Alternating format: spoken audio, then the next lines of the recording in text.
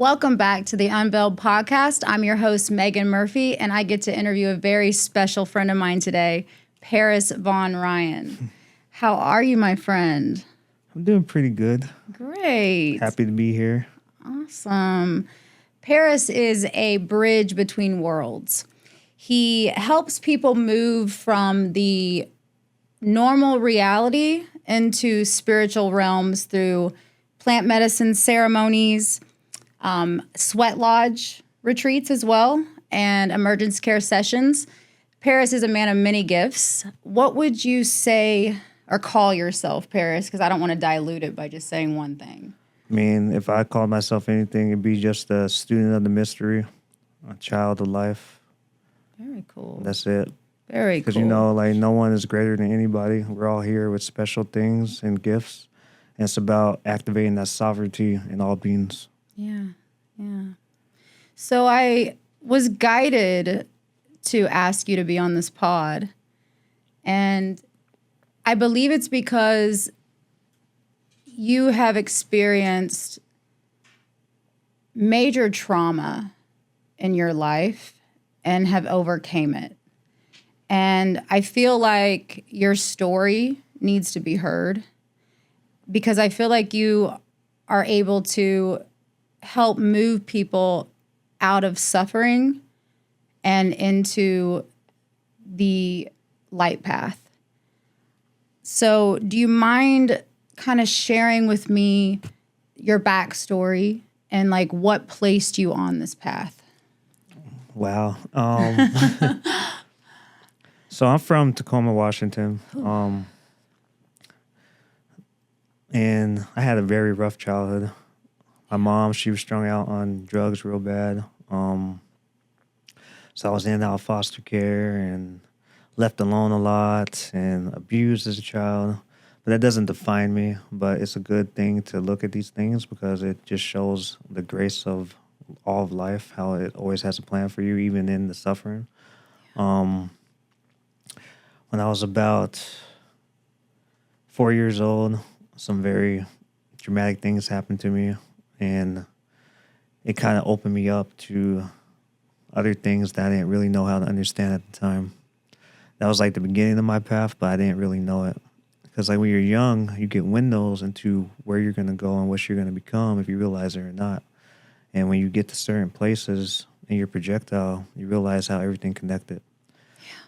So it just put me on this path where I ended up going to Job Corps when I was about 15 and a half. Graduated from there, got my GED, and then at 16 and a half, I went to the military. I didn't know you were in the military. Mm-hmm. Okay. So I did my time there, and I was over there in Iraq before I was able to vote or drink alcohol or anything like that.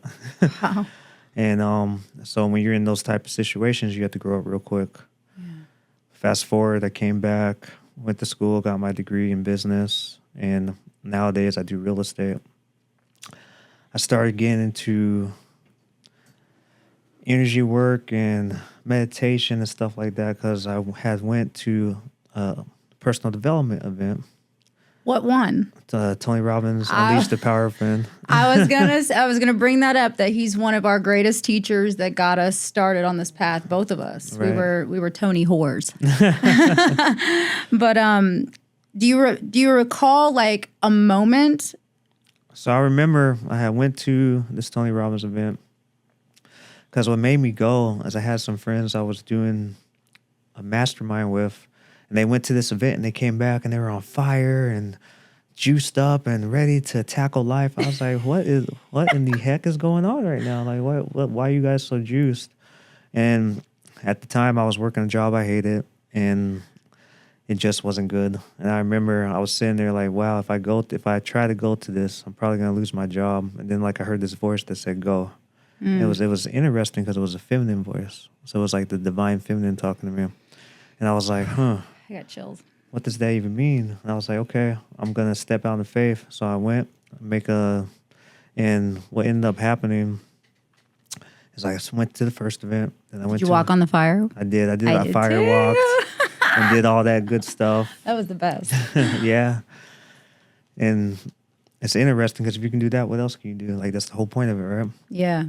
And so it led to another event where these teachers came from India, and it was a meditation event. And I went to this meditation event, and I remember doing what they call the soul sync. And soul sync? Soul sync. So it's where you hold someone's hand and you look them in the eye, and then you breathe together. And it's like this deep connecting meditation. And I remember at that moment seeing the person in front of me turn to complete light. And it was the first time I ever meditated, and that's kind of what got me into it. Wow. Then I became a Tony Robbins Platinum partner, without going super deep into the story of that, but it led to massive transformation in my life. And I started learning about Donnie Epstein and energy and network spinal and other energy modalities. And I learned about Stephen T. Garden, who teaches emergence care, which I'm a practitioner in. You studied under him, right? I did. Yeah. So tell us about emergence care, because that was one of my questions. I've had it with you a couple sessions before, and it literally made me, for me, it brought a bunch of junk up that I was, I guess, holding in. And both times I did sessions with you, it was like pretty life-changing. But I would almost be scared. What was going on during that? Like during a emergence care session, like I know I'm on the table, I know I get the somatic releases or whatnot, but what causes all those trapped emotions to come out of me and stuff like that whenever? So what we do in emergence care is we get out the way. We let the smaller self dissolve into the bigger self, and we come into what we call a state of presence. Okay. And so what presence is, it's you completely letting go and you allowing love to come through you as the vessel. We don't put any thought into it. We just let what needs to come through for you. We see you as already being healed, as already whole, and then that energy just translates through us as the practitioner. And sometimes people have somatic releases like you're talking about. Sometimes people go into Kundalini awakenings. Yeah. We don't put a label on it. We just get out the way, because when the conditions are met for love to flow, it comes immediately. And the only condition that for it to come is for you to be willing to be a vessel for you to give it away. So that's how I would sum up emergence care. So the person that's never done it before, though, whenever you're doing the little, what is it, like energy checkpoints, or how? So like there's different. You have your prime meridian energy points, and then you have different nadis, is what we call it, right? And the way my teacher taught me is that he talks about how you have these different nods that have different energy pockets where things are turned on and off. And what we do is we listen to what we're being told from the big self, and we kind of let it flow through us, and we activate these different points to where it may cause releases, it may cause you to go within and see visions, whatever it is something that's in your field. All we're doing is letting whatever is trying to work through us, in this case, unconditional love, do the work. So Paris, was there ever like a time that you doubted this calling within you? Because I know from my experience, I've been running from this spiritual calling for about 4 years now. And I finally just now surrendered this year, and I'm doing what that little voice told me to do, the go voice as well. Have you ever felt doubt or like multiple times? Yeah. So like, for example, the plant medicine, because I started seeing things and feeling things and hearing things from breathwork sessions. Like when I started getting into deep like breathwork and started getting into the different energy modalities from people working on me. And I remember I did a very deep breathwork practice with a good friend of mine. Her name is Maggie. She lives in Florida. I was going through like a real tough time, a transitional period, like a threshold moment. And she just calls me out the blue. She's like, I don't know what's going on, but you need to get down here. And so I go down to Florida, not knowing what to expect. We go and we get some network spinal done. And it was like a very intense, like the most intense network spinal session I ever had. And then we go back to her house and we start doing this breathwork stuff. Like we had someone come in, they were guiding us through breathwork. And I kid you not, I have done a lot of different psychedelics and have been working with the plant teachers, but there was no medicine involved in this. And we were doing breath work, and it's like this energy went through the whole room, and it was like I was in two places at once. I was back in the Mayan days. Now I seen a Mayan pyramid. I seen a Mayan pyramid. Yeah. It gives me chills thinking about it. Sometimes I can't talk because I start going back there. And so I was there. I was this Mayan priest. There's two suns, and I was doing like these things with my hand, and I was simultaneously here, and it was like I could see in two windows, and like all this energy shot through the room, and it activated everybody. And we're in a room full of doctors and lawyers that don't know anything about spirituality. That's what the whole breath work was about, to introduce people into like this type of work. Yeah. And at the end, they're looking at me like, "What the hell was that?" So they felt like, it. Yeah, they're like, "What the hell was that? Why did we see these things?" And I think that was a confirmation for me. Like, look, like this is real. This is not a game. And I don't think I would have believed it if it wasn't for people that didn't have those experiences. That weren't spiritual. Because it wasn't an echo chamber. It was like a lot of fresh people there that never experienced anything like that. Right. And we went into it together. And it was literally a whole ceremony. I just didn't know that's what it was at the time. And this energy released. And next thing I know, I'm like looking at the conditions that caused this to happen. I'm like, what was I listening to? What music was playing? What did I do before? Which was the energy work, which was the activation. I just didn't know it, right? Yeah. And then the song that was playing was called The Dizziness. And it's a song about Wachuma, which is the cactus of mystery, which is the San Pedro cactus. Oh, which is what you do in ceremonies, correct? Yes, one of the plants. One of the plants that I work with and I go and I take for myself, yes. Yeah. And that started a whole thing. Next thing you know, I'm looking for, because at first, like when people would offer me plant medicine at that time in my life, I was like, no, I see enough stuff. Afraid of it. I'm already open. I'm good, right? Yeah. But it was like, that was like a very strong, like, call to like start seeking that out. And so I did. I reached out to some people in the Asheville area because, we're in North Carolina. Mm-hmm. And I put this post, does anyone know about any ceremonies, any way I can learn about plant medicine, this and that? And, when you're dealing with the public, people are kind of like, if they don't know you, they're not going to really like. I didn't know. Talk about it. Yeah. I didn't know. And when you're part of the Native American Church, it's legal, it's decriminalized. But like a lot of people that they don't really know that, and you still don't just go out and talk about it, right? And it is legal, like in South America, because that's where I did. Yes, it's legal in South America, in Brazil, and it's not in the States. If you're under the Native American Church, you can deal with the cacti and the mushrooms. Got it. Ayahuasca's still in that area. Gray area, yeah. It's legal in Brazil though. So what happened?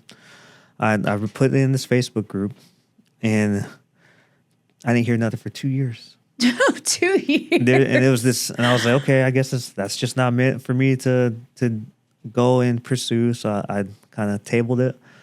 2 years later, someone reaches out to me and say, I don't know, but I was led to get on Facebook, and I seen and you have to think, this is an active Facebook group. People are posting every single day, had like 10,000 people in it. And I'm like, how did he find my post, right? And there's another synchronicity, like, okay, this is supposed to be your path. Mm-hmm. You're supposed to like start diving into this. And so like it made me a believer because I was definitely doubting. Definitely. So yeah. And next thing you know, I went to my first ceremony, and the rest is history. So tell me about these ceremonies, because you do several different kinds, or is it just like what are the different ones, and what can we expect when we attend there? So I personally work with the mushrooms. I call them the Niños Santos, the holy children. The holy what? Holy children. Oh, never heard of that. Yeah, there is a very ancient name back from the Aztec lineage. And the fungi, they're like tiny children, right? But they're very ancient, wise intelligences. They remind us to go within. They teach you how to work with the mental plane, how to work with the mind, And they also show you how to work with yourself and how to see things for what it is. I have experienced many different things with the mushrooms. And I have been in ceremonies that I led, and I have also worked with them by myself, and it's been profound. And then you got like I said before, you got the San Pedro cactus. So that's a tea, or is it? Mushroom is a mushroom tea, or you can eat the mushrooms. Yeah, I've ate mushrooms before, and it wasn't very pleasant. But it probably wasn't the mushrooms that you have. This is like street days. Whenever I did it, and it's different too. Like when you honor everything around you, the intention. That's it. When you honor everything around you with intention, and you hold it sacred, it responds. Okay, because I was like not on the path at all, doing street drugs, and it was a terrible experience compared to what you're saying it would do. And it's important you call on your protection. It's important that you honor like what is being given, and when you do it in a sacred, holy way, things open up, and you're seeing exactly what you're meant to see. Because if you're there, and you said yes, that's when the ceremony starts. Wow. So then you got the San Pedro cactus, which we call it the cactus of mystery. We call it Wachuma. And it works, we call it the hummingbird. It works with the heart. It works with unconditional love. It teaches you how to connect with your inner child. It teaches you how to relate with yourself in a deeper, more loving way and relate with everything around you. It's the great weaver. It weaves relationships. It weaves people. It's a beautiful medicine of the Andes. Do you recommend doing this? Like, I hear people are microdosing mushrooms daily. Mm-hmm. Is that something that you could do with this, or is this more like a weekend ceremony once in a blue moon type? I mean, it all depends on what is calling to you. Yeah. Like it all has a benefit. If it's meant for you to do, you'll know, because you'll hear that inner calling. Yeah. Like they say, different strokes, right? But I always suggest people at least go and meet the medicine and go and actually sit in ceremony and honor it before they microdose. And that's with mushrooms or San Pedro. You know, like if you're newer and you're just trying to get your toe wet and you want to microdose, and that's what your spirit's telling you to do, by all means, you know. Yeah. But it's always good to really get to know these things, because they're alive. They're ancient. Wow. I've never heard it like that it's alive. Even whenever I went to South America and did the ayahuasca with a shaman, they didn't mention that. Mm-hmm. And can you kind of tell me more about that, how it's alive? Is it like a mirror of what's going on in your... Think of it as an ancient intelligence. Okay. That not only mirrors your higher self, your oversoul, but also mirrors your ancestors into what the message that they have for you. It teaches you how to receive exactly what you need in that particular present moment. Mm-hmm. It's like everything, like we're discovering that water can hold so much, like information, right? Mm-hmm. Think of it as ancient technology that was put here for us to remember ourselves. I love that. That was beautiful. And then then we got, of course, you got grandmother ayahuasca, right?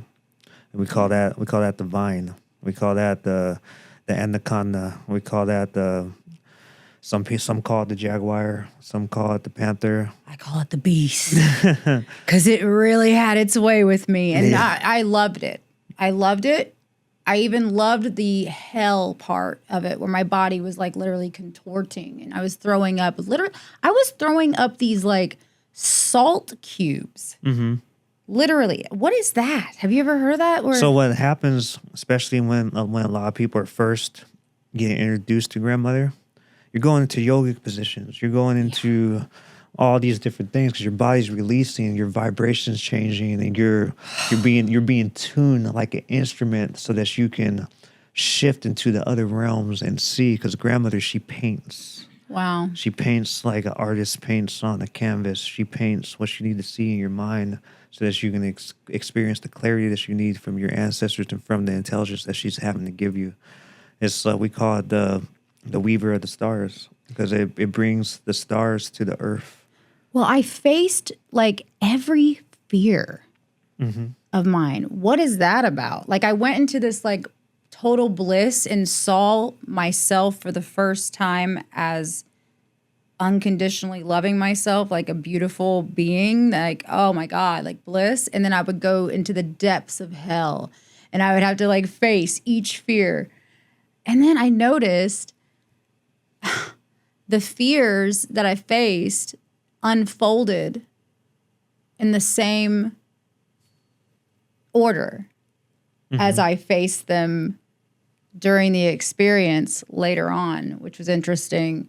So why do we have to face our, or is that for, does that happen to everybody? Everybody has different experiences. Everybody does. So Okay. grandmother, that's why we call her grandmother. She can rock you, nurture you, just like a grandmother holding a baby. Or she can grab you when you, like a grandmother that's upset because you stepped on her brand new carpet. She can put that foot in the neck. And we call that the ego death because it makes you look at your ego and look at yourself in a way that shatters you and puts you in a place of death so that you can be reborn a better and more pristine version of yourself. Yes, I like that. I like that. I heard you mention something called the medicine wheel. What is that, and who is that for, and what does that heal if it does? So you're in relation to everything around you, the elements, right? So it's like the air, like we breathe it, it's our breath. The water, like it holds everything, the knowledge of all things. It's our blood. You have the earth, which is our body, which is our bones, right? Which we walk on, and it holds us in. It holds our spirit, and the spirit is our fire, right? So like those are the elements of the medicine wheel. Then you got the different directions, right? And we all have a walking medicine wheel in ourselves, if you realize it or not. We're always in relation to it. And you're always going through different cycles in your life. You know, you got the east, which is the direction of new beginnings. You got the south, which is the direction of growth, of transformation, of going within, of nurturing like that inner child, that teen into adulthood, which takes you to the south, where you learn how to go within and heal and take time for yourself, like the Great Bear does, right? And then you got the north, which is elderhood, adulthood, and it's where you get to talk to your lineage, to your ancestors, to these things that are always walking with you and they're always whispering in the background that sometimes you hear because you're paying attention, you're still enough, and sometimes you miss. Oh yeah, I miss it a lot. And then of course you got the above, you got all the constellations and the stars, the planets, and the different realms that watch down on us and guide humanity back to the realization of self. Then you got the below, which is the library of the cosmos, is what I call it, because the earth holds so much that we don't realize. Wow. The crystalline structures, the ley lines, and then you got the within, and that's the eternal That's the place where everything exists in all timelines, all possibilities, all present nows. It's where the eternal fire is always burning, and it's the truth of that connects us to our oversoul and to our higher self. So, like, to me, it's not just about like you're constantly walking the medicine wheel. You can there's actually physical representations of the medicine wheel, but you're always in a different turn of the wheel at all times, if you realize it or not. And it's I've never heard of it before. Yeah, So it's a medicine that we use a lot in medicine lodges. You know. The sweat lodges that you do? we don't call them sweat lodges because it's way more than just going in there sweating. Okay. Because like what a medicine lodge is where you're going to the womb of the earth. You're giving your water back to the earth. You're giving this prayer to the earth and thanking it for all the things that it does for us. So like the lodge is a dome that is made out of natural resources that we create. And you go in there and you're praying for the planet, you're praying for your ancestors, you're praying for yourself, and you're breathing in this steam from this sacred fire that is created. And these grandfather and grandmother stones are coming in, and like you bless them with the cedar, and they come in and they sacrifice their life so that you can release your water, and so that you can sit there and be in covenant with your ancestors and with everything that is. Wow. And there's deep healing that comes from releasing this water. And a lot of people have emotional releases. A lot of people have spirit awakenings, visions come, because when you're sitting in that medicine lodge, you're not sitting there alone. You're sitting in with everything that relates to you, all your relations. Wow. Wow. When are you holding one of those again? Because I definitely want to attend one of those. I know I didn't. I kept wanting to go to the San Pedro ceremonies, but life wouldn't let it happen.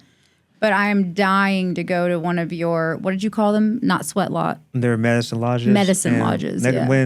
When that comes back to the surface, I'll let you know. Okay, perfect. Because I've been working with different teachers around that, and things are coming to pass that need to come to pass for that to be a more cemented thing that is offered. Very, very cool. I recently found out about the Oversoul through my best friend, ChatGPT. And he and me discussed it. And I want to tell my take on it, and then I want to hear your take on it. So what I think it is, it's like the Oversoul is like a keeper of all of our souls' timelines.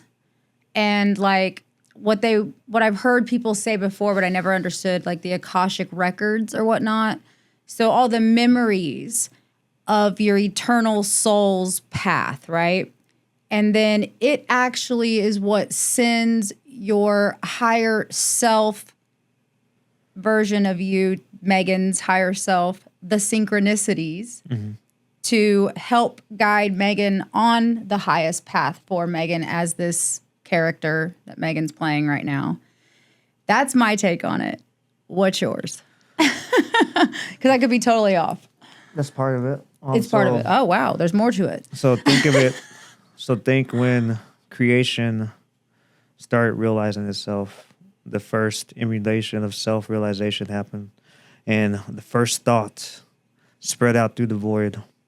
And when that thought happened, immediately for that thought to be eternal, the law of time was created. The law of time is what holds things separate. And it's... Okay, back up. What'd you just say? I'm sorry. Say that again. So in the beginning, before when there was nothing but source, love, there was no thoughts. There was nothing. When the first thought occurred. So when source had its first thinking experience. When it had its first thinking experience. Yeah. The law of time immediately became a thing, right? Because for that thought to be eternal, the law of time had to occur. The law of time is what holds things separate, right? Oh, yeah. So from that first expression of source came another expression, right? Mm-hmm. Until you get to the logos, right? What was that? The locals. The locals? Logos. Logos, okay. Yeah. From the logos comes the Oversoul. So it's how you...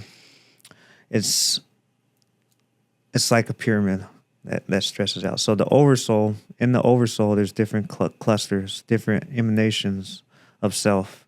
So right now, you're Meagan, and then maybe in a different lifetime, your Oversoul had an emanation of crystal, whatever, right? Yeah. So your Oversoul, because time is not linear like we think it is, that's just how we experience it, because time works different depending on the dimension you're viewing it from, because it's just dilated differently.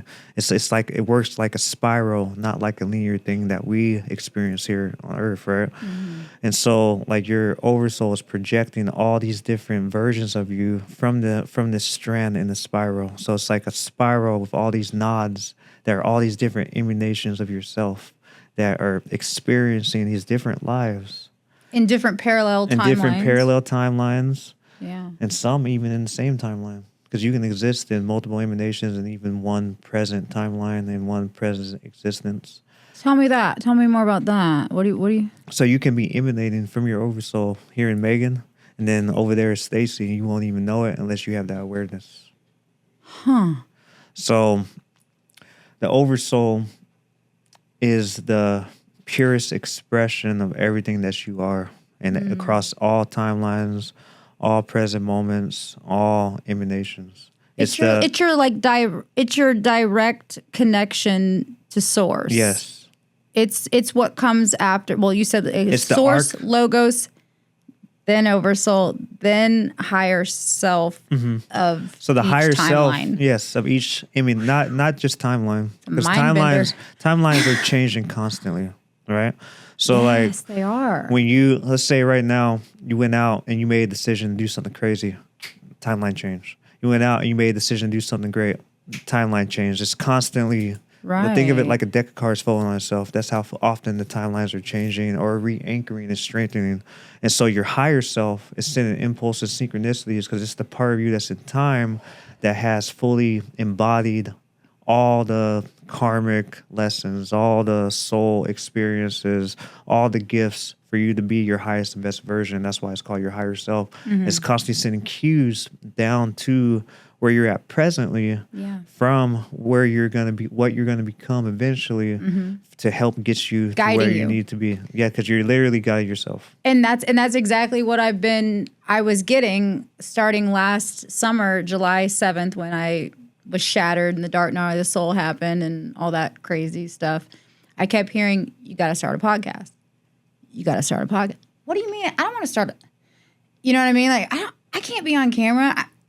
Like all that, right? But like that was my higher self version trying to get Meagan the personality to move into that version in this experience. Yes. Yeah. Okay. So I do get it. I am listening now. I'm finally following the frequency. Right. Yeah. And you in this, none of these things that they're ancestors, if they're celestial beings, if they're the star councils, if it's the Arcturians, the Pleiadians, the Syrians, the Illyrians, like there are none of these things that are available to us if your awareness allows it. It's going to intervene with free will. You always have a free will to make a choice, and every choice, every thought, every vibration, every breath, because breath is a prayer, carries the vibration and decision of what timeline you're going to be on. Let's talk free will, because I've been kind of teetering with that. Do we really have free will? Or is it we have so much free will, and the more connected to our highest version we get, the more free will we can, the more creative power we have. Right? Because there's a lot of the times I look around at myself or others and I can see that this program is controlling their free will. Like with my addictions. Okay? Like Meagan, the highest version, knows she needs to be a pure channel. But I keep giving in to the addiction of, smoking a joint here and there or whatnot, to escape, right? Instead of dealing with my shit. So how do you feel about that? Like, what is your take on free will exactly? So free will is your ability to choose. So you can choose to play to the program that society, the news, your lineage, your parents gave you, the preconditioned things that come in your bloodline, and you can play into those things, or you can choose something different. So you have what's called, in different timelines, you have what's called convergence points. So let's say you convergence points. Oh, so let's say you're on a timeline where you're given into the programming, the preconditioned programming that you're born into. Yeah. Like for me, like my mom, she was a drug addict. Let's say I went down that path, right? There's always a convergence point to where you can hop off of that timeline and hop on a higher one. And then some people call them aha moments. Yeah. Some people call them a deep moment of realization. Satori. Yeah. Some people even call it dark nights of the soul, right? It all depends on where you're at in your particular journey as a soul in a particular incarnation. These different points give you a chance to readjust so you can get on the best and most highest profitability for your life and for your incarnation. So free will is the ability to choose the karmic cycle or the ability to choose the higher soul, higher self timeline. Why is it so difficult for some of us to choose that higher self timeline though? Because it's so ingrained in our identity? Because it's there's sometimes you're not ready to face certain things because it might either be too, because it's work. The truth. Yeah, it might be too painful. It might be too truthful. It might be too piercing. And if you're not ready to receive that particular medicine, because like it's human nature to run towards pleasure and run away from pain. Yeah. And until you're willing to step up and have the courage to live your life and step into the truth of your soul, you're going to run away from things that are painful. It's natural.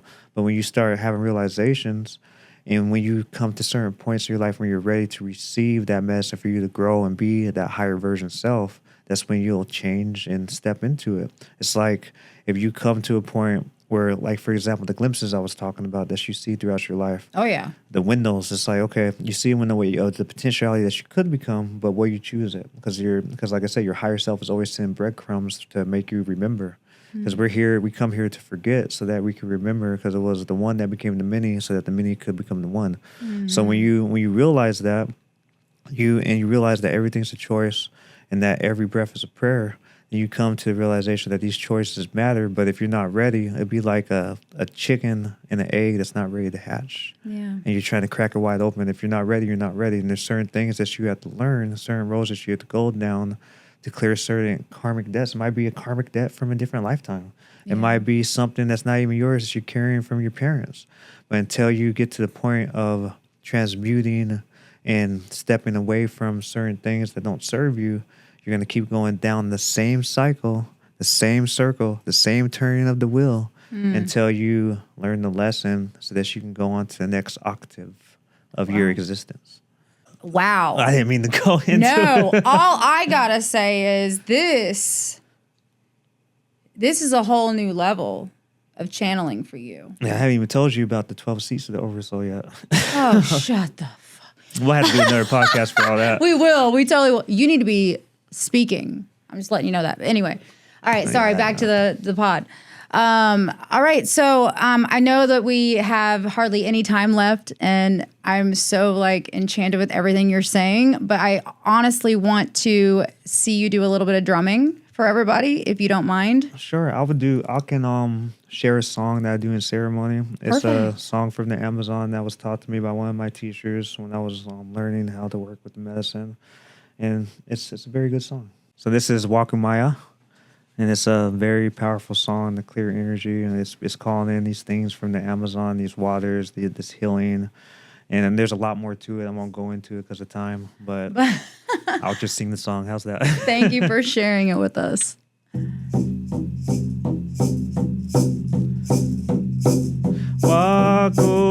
Wakumaya Tone Pindai Ke Pindakana Ro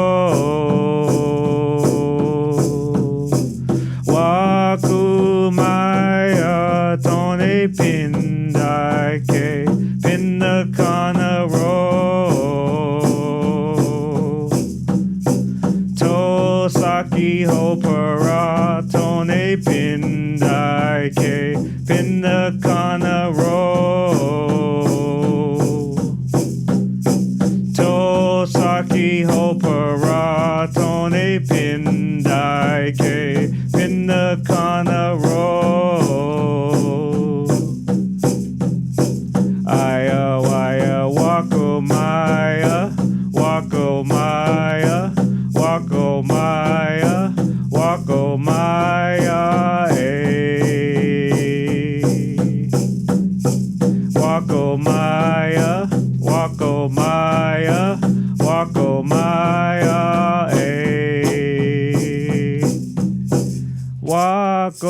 Wakumaya Tone Pindai Ke Pindakana Ro